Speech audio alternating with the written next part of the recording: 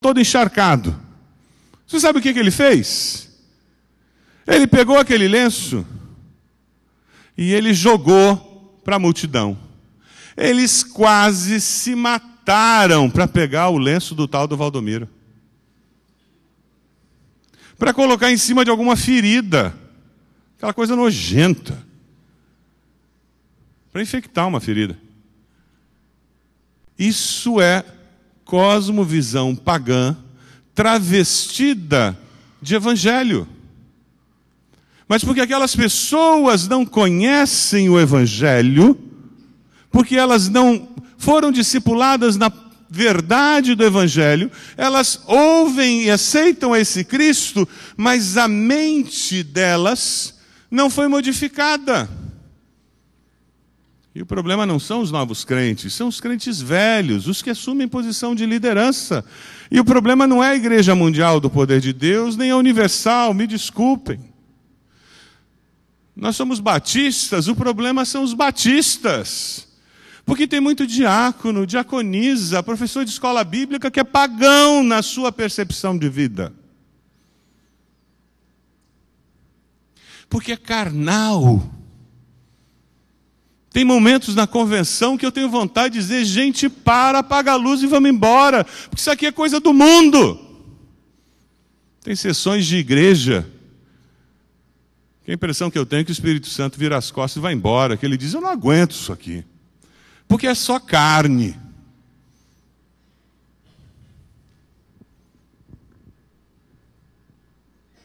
Em nossa igreja, alguns anos atrás, uma pessoa veio a uma assembleia com o intuito de criar confusão e conseguiu. Em 22 anos foi a assembleia mais confusa que eu já vivi na minha vida.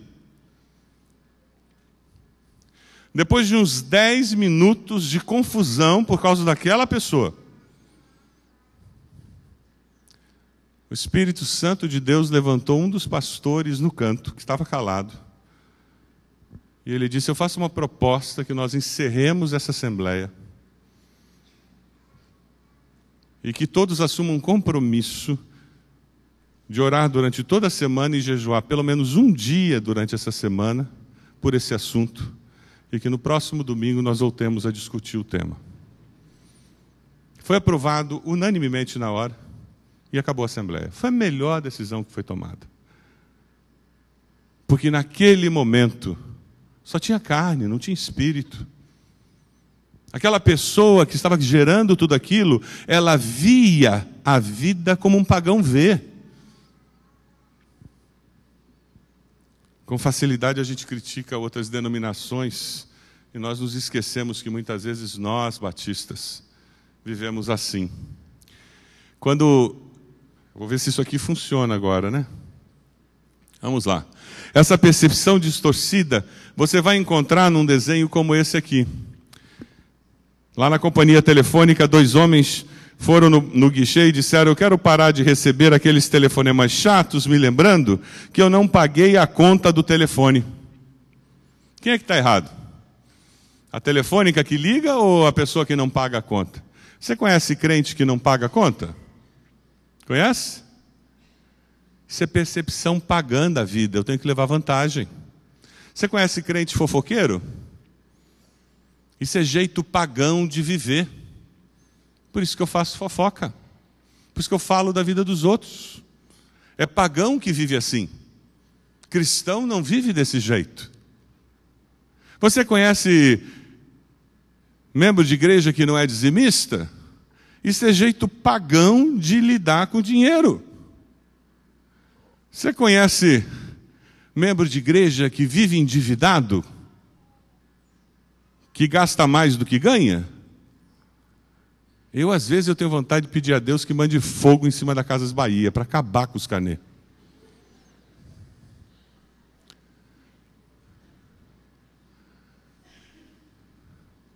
É percepção pagã da vida que eu tenho mais valor quando eu tenho mais. E que eu vou ser mais feliz quanto mais eu tiver.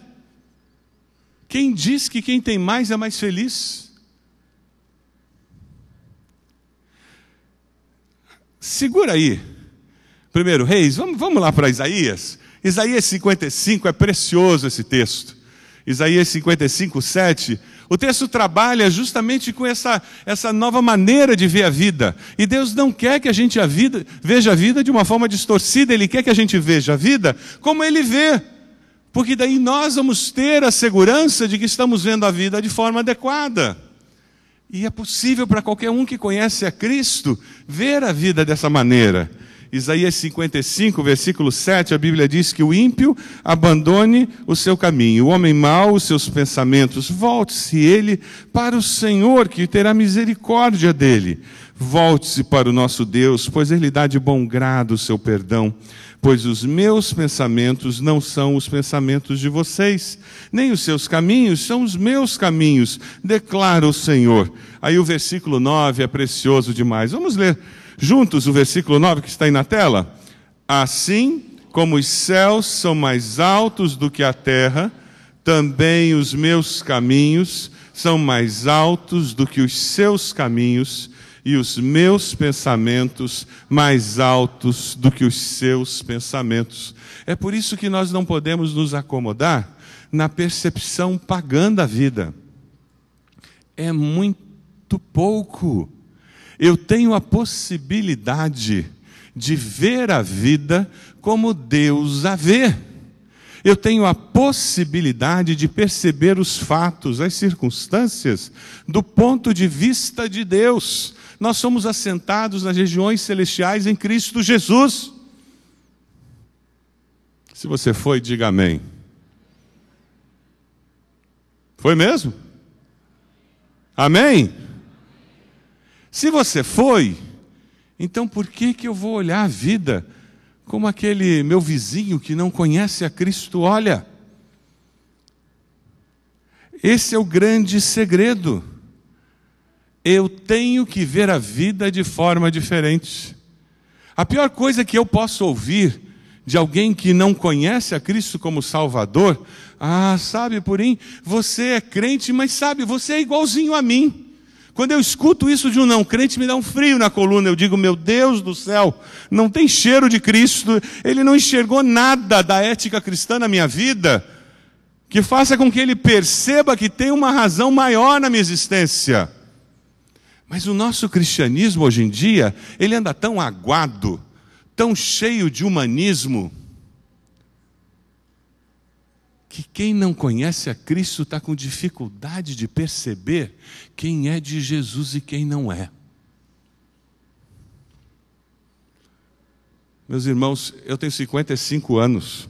Eu sou daquela época que crente era peça rara. O pessoal mais velho deve lembrar. Normalmente você era o único crente da repartição. Eu fiz engenharia mecânica sendo o único da minha turma que era crente o tempo todo. Você, quando encontrava um crente em algum lugar, era uma festa, porque era coisa rara. Lembram disso? O pessoal mais antigo deve lembrar.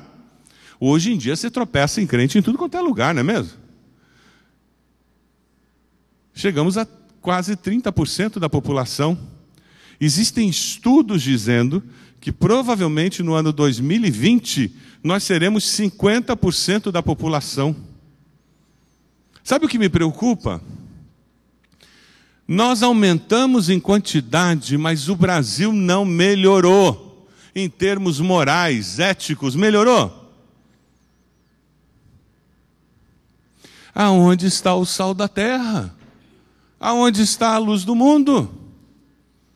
Nós não estamos mudando as estruturas de justiça da nossa sociedade.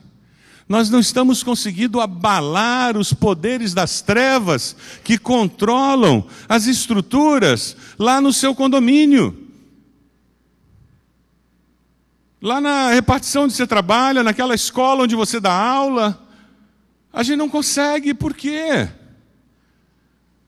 Será que é porque nós não estamos percebendo a vida de forma diferente? O apóstolo Paulo nos fala sobre essa situação. Dê uma olhadinha lá em 1 Coríntios, capítulo 2. 1 Coríntios 2, de 12 a 16. Ele nos fala sobre o Espírito Santo em nós. E ele diz que quem não tem o Espírito não aceita as coisas que vêm do Espírito de Deus, pois lhes são loucura, e não é capaz de entendê-las, porque elas são discernidas espiritualmente. Nós, porém, temos a mente de Cristo. Quando a mente de Cristo é criada em mim, ela é desenvolvida em mim, eu começo a entender a vida de uma forma diferente. Aí eu vou me relacionar com meu chefe de uma forma diferente. Eu vou me relacionar com meus colegas de uma forma diferente. Eu vou me relacionar com os meus funcionários de uma forma diferente, porque eu faço isso com a mente de Cristo e não com a mente de um pagão qualquer. Existem pessoas, é verdade, que abraçaram alguns princípios éticos na sua vida. Você conhece pessoas que não creem em Deus e que são honestas? Quantos conhecem? Eu também conheço. Você conhece casais que não são evangélicos, não buscam a Deus e que vivem bem, são felizes? Eu conheço. São pessoas que em algum momento da história da vida, elas escolheram abraçar alguns princípios éticos cristãos e vivenciar, por exemplo, como casal, serem verdadeiros um com o outro, serem honestos, serem fiéis um ao outro. E porque eles abraçaram princípios éticos aprovados por Deus, eles escolhem as bênçãos de Deus para quem aplica esse princípio. É por isso que você tem gente na igreja crente que não recebe essa bênção, porque não estão aplicando esses princípios no casamento, apesar de ser crente. Agora, essa pessoa que é honesta, porque escolheu esse princípio ético de honestidade, ele escolheu esse princípio, mas a mente de Cristo não está formada nele. Não existe um todo da vida que reflita a mente de Deus. E é essa possibilidade que eu e você adquirimos no novo nascimento. É o todo da mente de Deus ser formado para que eu perceba a vida como Deus a percebe. Isso é cosmovisão cristã. O projeto de Deus é que eu e você, quando a gente tem dinheiro na mão, a gente gaste dinheiro como Deus gastaria. Que a gente ganhe dinheiro como Deus ganharia. Que a gente guarde dinheiro como Deus guardaria. A Mega Sena no final do ano foi legal, não foi? Oh, uma bolada. Alguém veio falar comigo que, olha, pastor, foi uma bolada, né? Você acredita que teve crente que jogou na Mega Sena no final do ano? Quantos acreditam que teve? Eu não vou perguntar quantos jogaram, tá? Fica tranquilo. Mas teve um que falou comigo que jogou. E sabe o que ele disse? Mas fica tranquilo, pastor. Eu joguei, mas se eu ganhar, 50% vai para missões. Não é legal? Eu disse, pô, que bacana, puxa vida, que coração, né? 50% para missões, safado. Sem vergonha. Os fins não justificam os meios. Isso é cosmovisão pagã. Ele está pensando como um pagão pensa. Ele é crente, sincero, gente boa.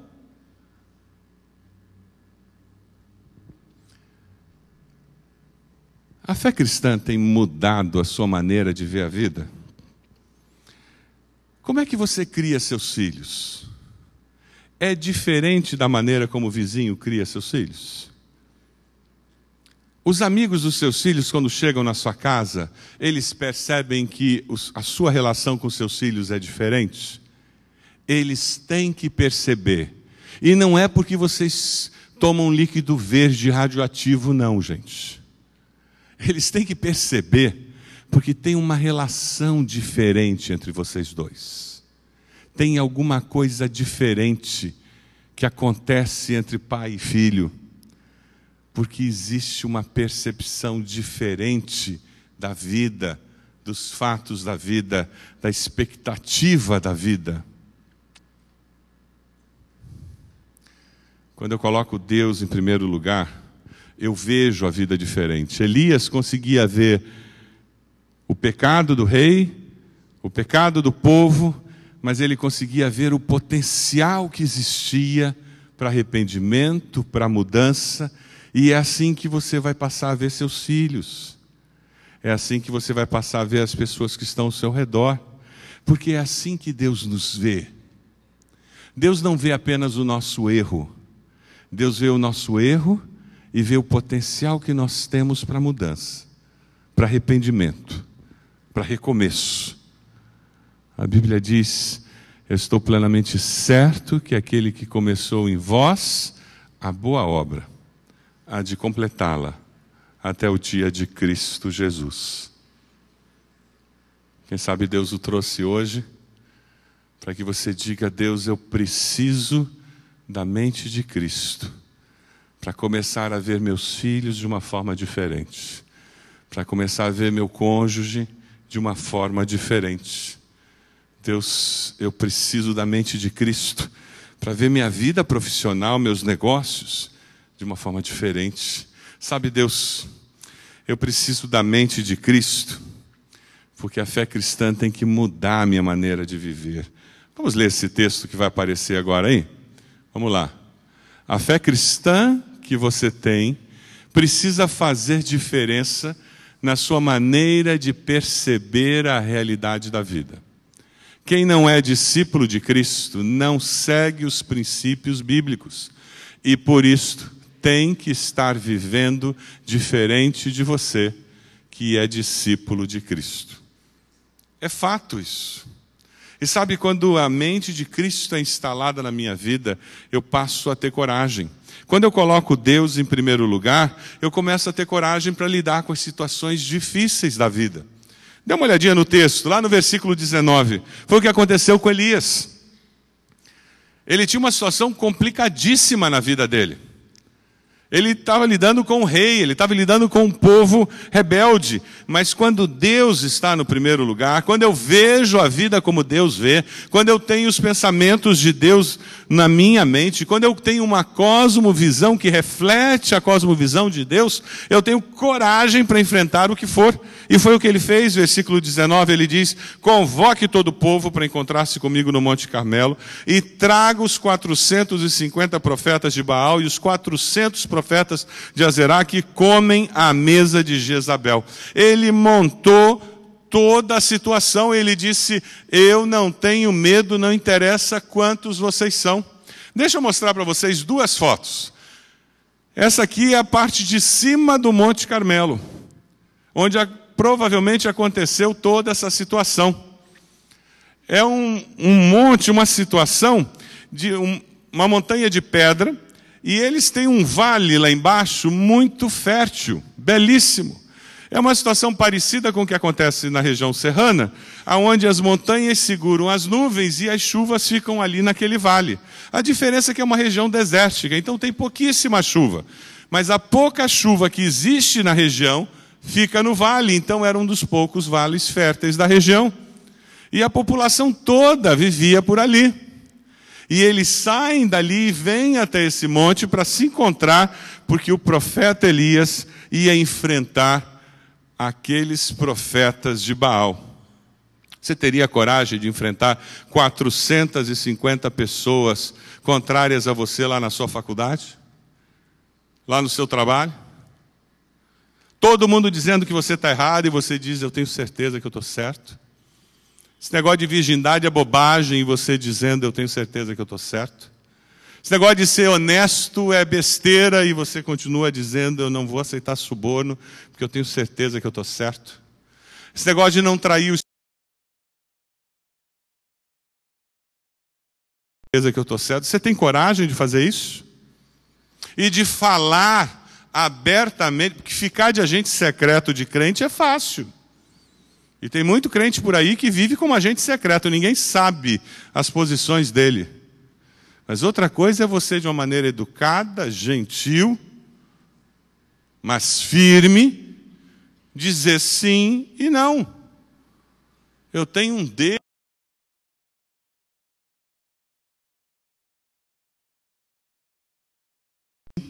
E é por isso que é não. A sociedade precisa ouvir isso. E o que acontece com ele é o mesmo que aconteceu com os discípulos. Lá em Atos, capítulo 4, você vai encontrar os discípulos. Eles são confrontados com uma situação, mandam que eles parem de falar de Jesus. O que eles dizem? Eles dizem: julguem os senhores mesmos se é justo aos olhos de Deus obedecer aos senhores e não a Deus, pois não podemos deixar de falar do que vimos e ouvimos. E lá no versículo 29, os discípulos vão estar orando, dizendo: agora, Senhor, considera as ameaças deles e capacita teus servos para anunciarem a tua palavra corajosamente.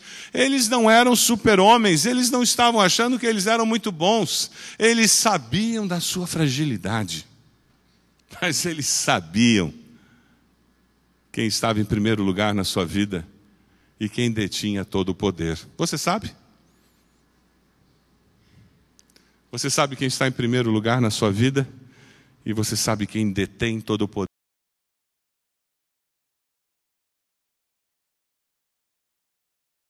Abdenego. Eles iam ser jogados na fornalha. Sabe aquela fornalha da fofoca na turma? Fornalha do desprezo lá na faculdade? Sabe aquela fornalha da possibilidade do desemprego, porque armaram para você lá no trabalho? Sabe aquela fornalha da crise familiar? Mas olha como é que eles lidaram com a possibilidade da morte na fornalha. Ó Nabucodonosor, não precisamos defender-nos diante de ti. Quem é que nos defende? Quem é que nos defende? É Deus. Pergunta a pessoa do lado se ela tem certeza disso. Pergunta: quem é que defende você? E é com essa segurança que a gente caminha. Se formos atirados na fornalha em chamas, o Deus a quem prestamos culto pode livrar-nos, e Ele nos livrará das tuas mãos, ó Rei. Mas se Ele não nos livrar, saiba, ó Rei, que não prestaremos culto aos teus deuses, nem adoraremos a imagem de ouro que mandaste erguer. É interessante, eles não têm o triunfalismo evangélico dos nossos dias, não é mesmo? Sabe aquela história que cabeça não sou caldo, eu sou filho do rei, eu só dirijo o carrão, eu só... O triunfalismo evangélico é bobagem, balela. Isso é cosmovisão pagã travestida de evangelho. Isso é pagão fingindo que representa a Deus. É profeta de Baal no nosso meio. A cosmovisão de quem ama e serve a Deus é desses jovens. Eles disseram: rei, eu não preciso me defender, Deus me defende. Se o meu Deus quiser, Ele me tira lá de dentro da fornalha sem estar chamuscado. Mas olha, se Ele quiser também, eu viro o churrasquinho lá dentro. Virando o churrasquinho ou não, Ele continua sendo o meu Deus. Amém? Sendo curado ou não sendo, e daí? Ele é meu Deus. Sendo promovido ou não sendo, e daí? Deus continua sendo Deus. Tendo grana ou não tendo, e daí? Deus continua sendo Deus. Tendo namorado ou não tendo, e daí? Deus continua sendo Deus. Qual é o seu sonho? Não tem nada de errado que ter sonhos, ter planos. É muito bom, é muito saudável. Mas se eles não se concretizarem, e daí? E daí? Vai lá para a região serrana. Eles lá estão descobrindo o que é essencial na vida. O que é básico na vida. Vai lá para a Índia, você vai descobrir o que é essencial na vida. O que é básico na vida. E o resto é maquiagem, gente.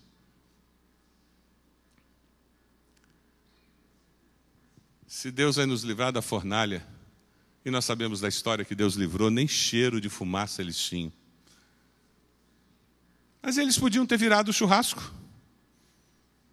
Mas a profissão de fé deles é: se nós morrermos ou vivermos, saiba, rei, que nós não adoraremos os seus deuses, e nem imagem de ouro, porque nós temos um Deus que é verdadeiro. Você tem? Durante esse ano você está disposto a ser fiel a um Deus apenas? Você vai ter coragem para enfrentar os desafios que virão, e eles virão. E você vai com coragem, porque Deus está em primeiro lugar na sua vida, dizer: eu tenho um Deus, e é a Ele que eu presto contas. É a Ele que eu serei fiel. Esse é o desafio da vida de Elias. E ele tem coragem para enfrentar. E porque ele enfrenta, ele experimenta vitória. Dê uma olhadinha no texto. A partir do versículo 25, nós encontramos Elias falando com aqueles profetas. Sim, porque ele descobre que a vitória vem, mas existe a necessidade de eu reafirmar meu compromisso. E ele diz aos profetas de Baal: escolham dos novilhos e preparem. E ele manda que eles façam tudo o que é necessário para que fique claro que o Deus deles é falso. E ele continua dizendo no versículo 27, gritem mais alto, já que ele é um Deus, quem sabe está meditando, ou ocupado, ou viajando, talvez esteja dormindo e precise ser despertado.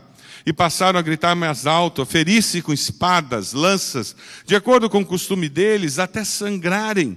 Passou o meio-dia e eles continuaram profetizando em transe até a hora do sacrifício da tarde, mas não houve resposta alguma. Ninguém respondeu, ninguém deu atenção. Deixe que as pessoas manifestem a sua religiosidade, a sua fé, as suas convicções. Não tem problema. Eu sei quem é o Deus verdadeiro. Você sabe? Eu sei que Deus é confiável. Você tem certeza? Pergunta a pessoa do lado. Deus é confiável? Pergunta. Pergunta aí. Deus é confiável, você tem certeza? Rapidinho, o que aconteceu no ano passado que te garante que Deus é confiável? Conta aí para a pessoa do lado. O que Deus fez ano passado que te assegura que Ele é confiável? Conta para a pessoa do lado aí. Alguma coisa que Deus fez. Rapidinho, conta para a pessoa do lado aí. Deus fez o quê? Ano passado, o que aconteceu na minha vida que me ajuda a lembrar que Deus é confiável? Fala com a pessoa do lado. Vamos lá, pode falar. O pastor Purim não vai ficar brabo não, pode falar. O pessoal está com medo de falar, Purim. Olha lá, pode falar. O que aconteceu ano passado? Conta para a pessoa do lado, o que aconteceu? Você lembra de alguma coisa? Algo que aconteceu na sua vida que mostra que Deus é confiável, que Deus é fiel? Consegue lembrar? Na área de saúde, trabalho, relacionamentos, estudo. Tem estudante aí dizendo: passei de ano, milagre. Deus é confiável. Não tem problema não. Sabe, eu trouxe um vídeo aqui, só para você ter uma ideia. Essa prática que eles fizeram ali continua existindo hoje em dia. Você ainda encontra alas radicais dos xiitas em alguns países muçulmanos, que eles ainda se mutilam com pequenas facas.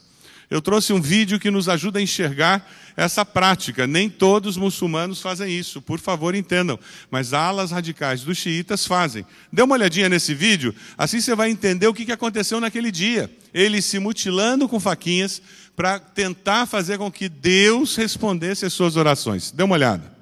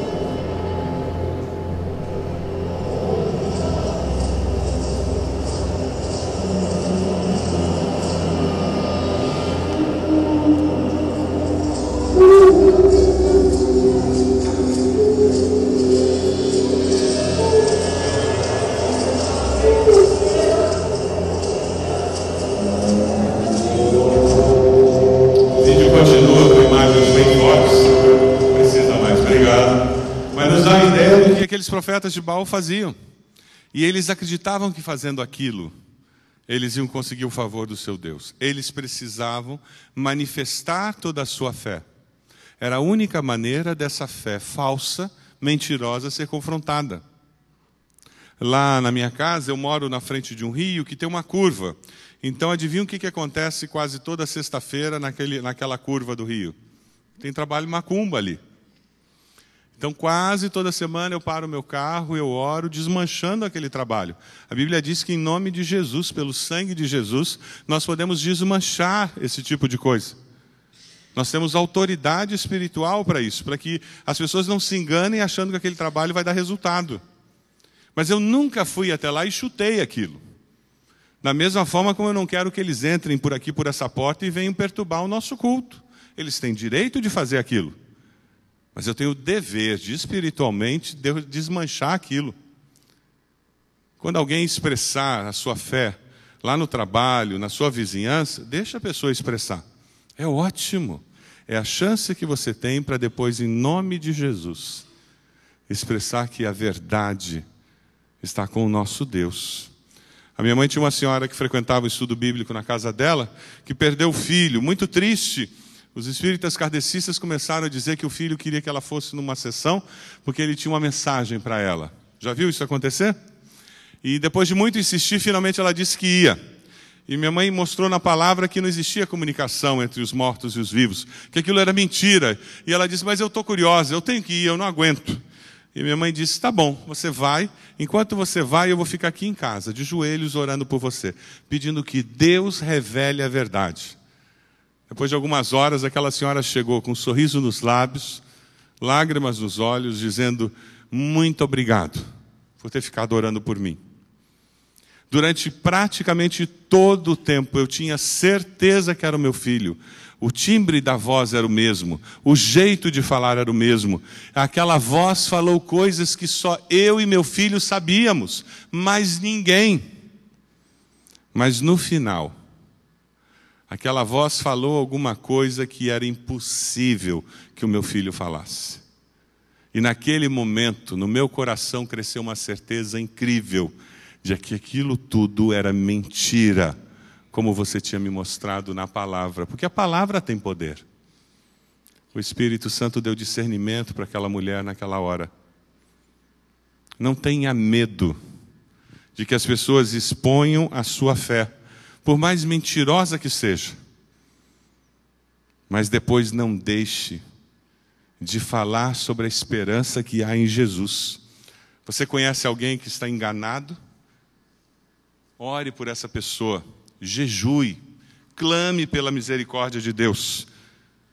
E mostre para essa pessoa que só existe libertação e verdade em Cristo Jesus. Não finja que está tudo bem. Não ignore. Você tem um filho afastado, espere que ele ou ela durma e vá lá nos pés da cama e ore, interceda por ele.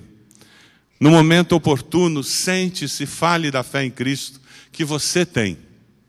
Parece que com os de casa a gente já esgotou toda a conversa, não é mesmo? Não tem problema não. Conte simplesmente do que Deus tem feito na sua vida. Compartilhe do que Deus está fazendo. E deixe Deus agir. Dobre o joelho. Clame. Quantas vezes eu e minha esposa fomos ao quarto dos nossos filhos e dobramos os joelhos do lado da cama e oramos por eles, pedindo graça e misericórdia do Senhor na vida deles. Porque existe uma luta espiritual pela vida dos nossos filhos.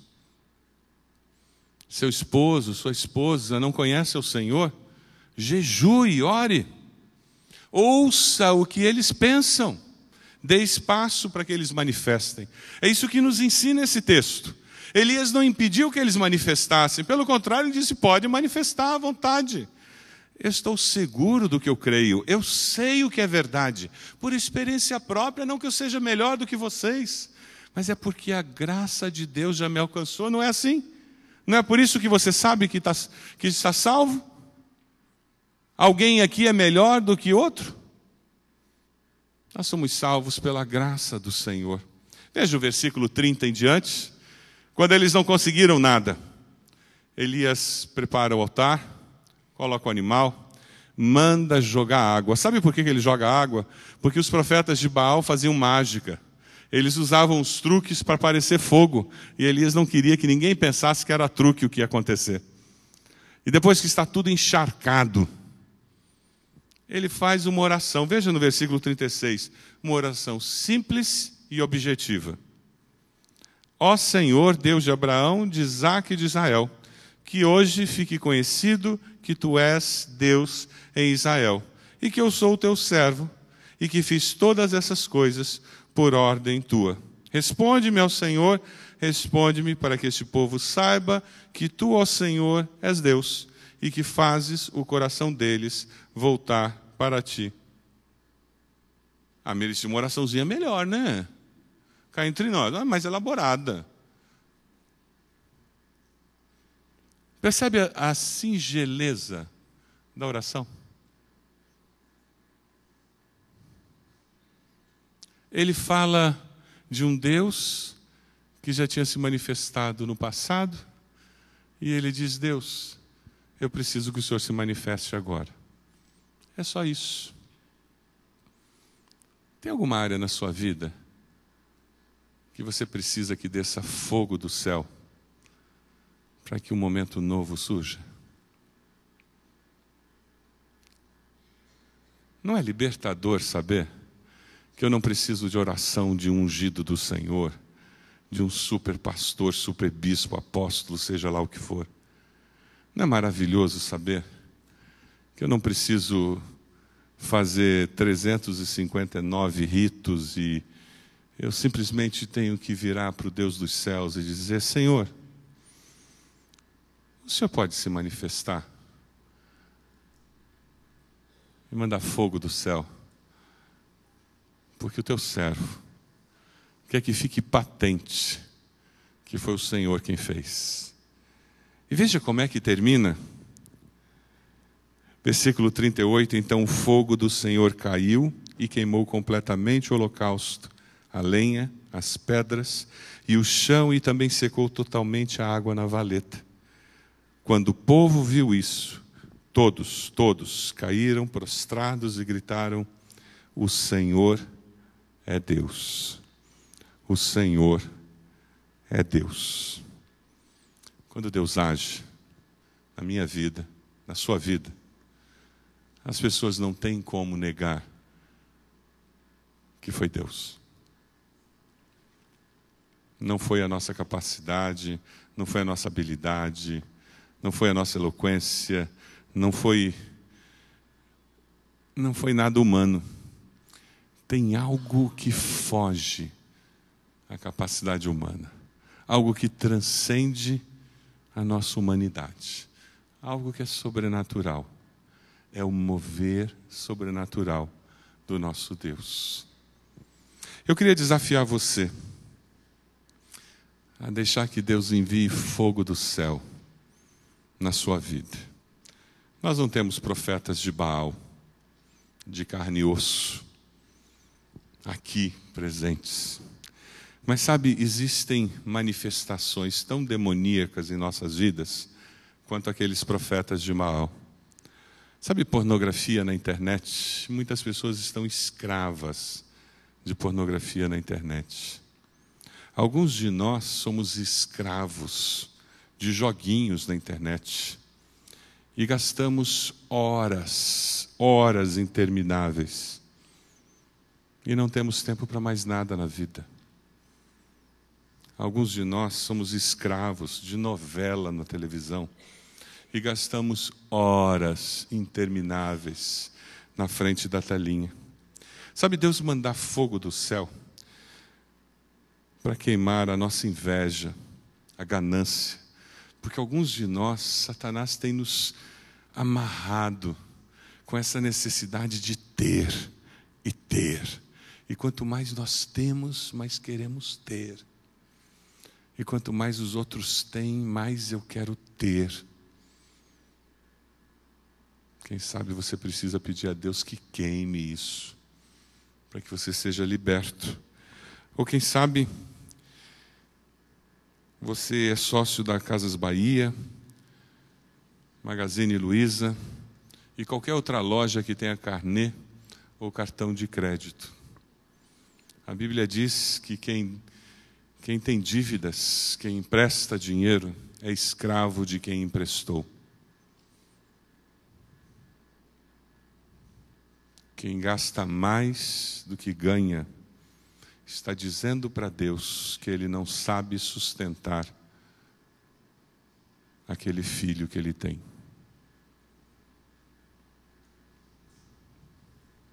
Quem sabe hoje você precisa dizer: Deus, eu preciso baixar o padrão de vida e descobrir o que o Senhor quer me ensinar com o viver com esse dinheiro que eu estou ganhando. Não tem nada de errado em querer ganhar mais. O problema é gastar mais do que eu ganho. Querer ganhar mais é ótimo. E quando eu ganhar mais, eu posso começar a gastar mais. Quem sabe você precisa de fogo do céu na sua conta bancária.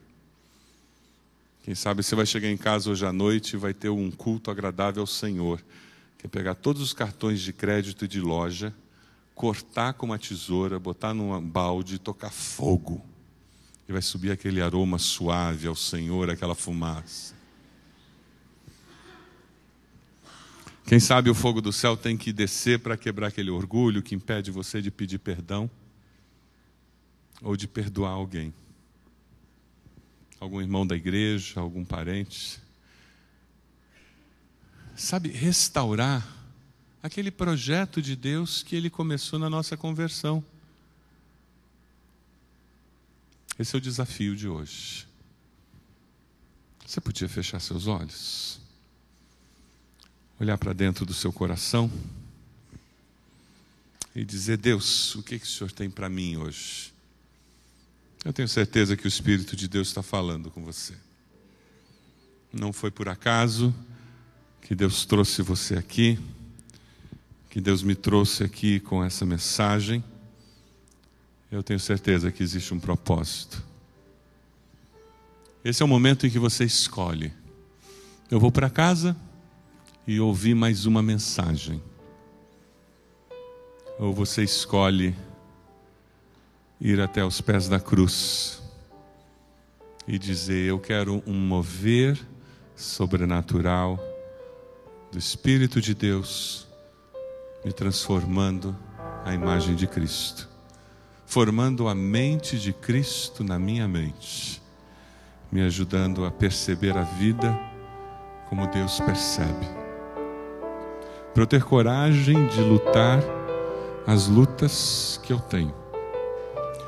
E assim, lutando com Deus, na força de Deus, experimentar a vitória. Você quer colocar Deus em primeiro lugar na sua vida?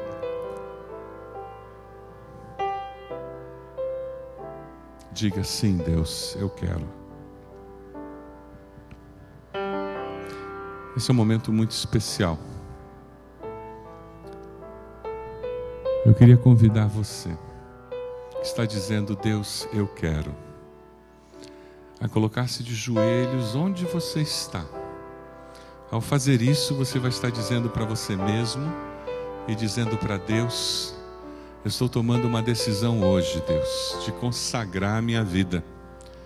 Eu quero que o Senhor seja o primeiro lugar na minha vida. Eu aceito o desafio, Deus, de dar o primeiro lugar na minha vida para o Senhor. Durante esse ano eu vou caminhar com o Senhor, eu vou viver com o Senhor. Coloque-se de joelhos onde você está.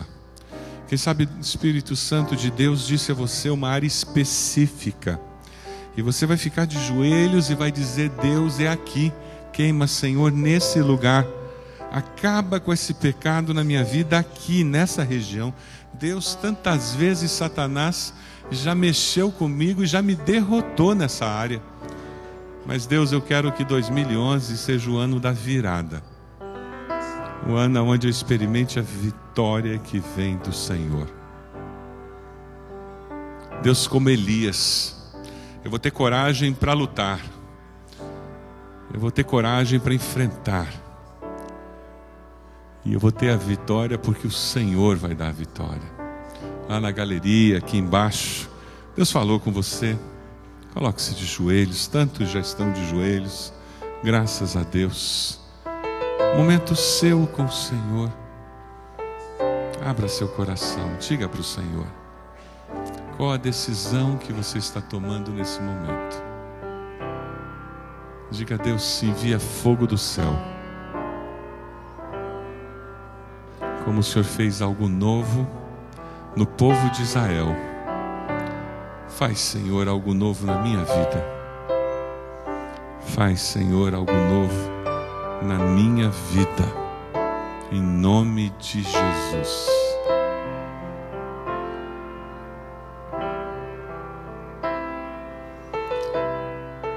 Deus amado, nós glorificamos, exaltamos o Teu nome. Louvado seja o nome do Senhor. Te agradecemos pela Tua palavra, pelo Teu servo Elias, que com coragem serve de exemplo para nós. Porque ele com coragem enfrenta as lutas que ele tinha que enfrentar. E ele descobre e vive de uma forma tão bela a manifestação do poder do Senhor, mudando a história da sua vida, a história da vida do povo. Deus, o Senhor está vendo todos que estão de joelhos. Ó Deus, teus filhos estão dizendo, Deus, vem intervir na história da minha vida. E é essa oração que eles fazem nesse momento, Senhor. E eu te peço que o Senhor faça isso. Que o teu Santo Espírito venha intervir na história da vida de cada um deles. A tua palavra nos diz que nós somos mais do que vencedores com Cristo. E é esse o desejo deles, Deus. Que eles possam ver essas áreas, as circunstâncias como o Senhor vê. E que ao terem a percepção do Senhor, eles tenham a coragem dada pelo teu Santo Espírito para lutar e vencer em nome de Jesus. Abençoa teus filhos, Deus. Abençoa essa igreja. Abençoa, Senhor, pastor Purim, sua família, a liderança dessa igreja. Que seja uma igreja que veja a sociedade ao redor e veja como o Senhor os vê. Nós oramos no nome de Jesus. Amém, Senhor. Amém.